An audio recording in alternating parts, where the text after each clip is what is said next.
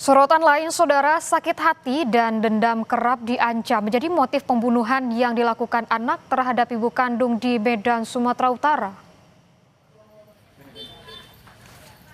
Polisi menyebut pembunuhan dipicu oleh perlakuan korban yang kerap melakukan kekerasan dan ancaman terhadap anggota keluarganya.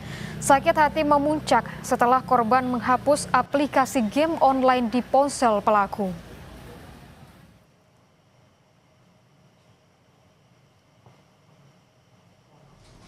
Melihat kekerasan yang dilakukan korban terhadap kakak, adik, dan bapaknya yang diancam menggunakan pisau. Ini dilihat oleh si adik. Kemudian melihat kakaknya, maksudnya adik melihat kakaknya yang dipukuli oleh korban menggunakan sapu dan tali pinggang. Si korban sakit hati karena game online-nya dihapus. Korban melihat game Murder Mystery pada season Kills Others menggunakan pisau. Dan menonton serial anime DC pada saat adegan pembunuhan menggunakan pisau.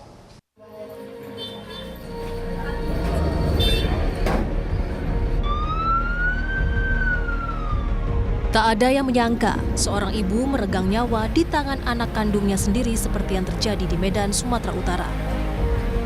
Sang ibu ditemukan meninggal di rumahnya dengan sejumlah luka di tubuh. Sakit hati menjadi motif sang anak tega membunuh ibu kandungnya. Psikolog forensik Irna Minauli menyebut anak yang berkonflik dengan hukum merupakan anak yang cerdas. Dari pemeriksaan tidak ditemukan adanya gangguan mental, halusinasi, dan delusi.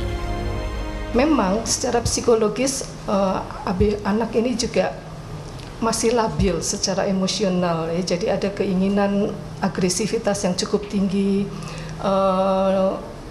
empati yang mungkin masih kurang berkembang, kemudian juga kurang berinteraksi secara sosial ya. Tetapi hal ini juga lazim terjadi pada anak-anak remaja ya.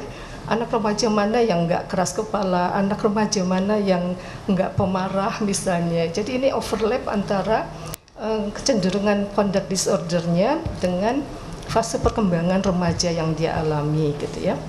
Jadi kalau dilihat kemungkinan terjadinya peristiwa ini bukan karena adanya gangguan kesehatan mental ya. Jadi lebih ke arah misalnya pengalaman kekerasan yang dialami, yang dia saksikan.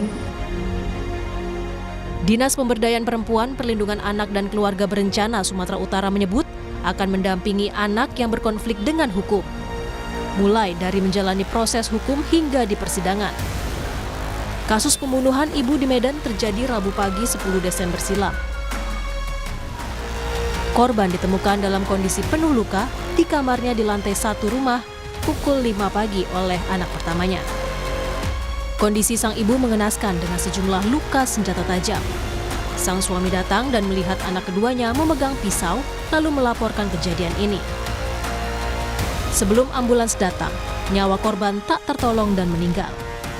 Korban dievakuasi ke Rumah Sakit Bayangkara Medan untuk diotopsi. Tim Liputan, Kompas TV.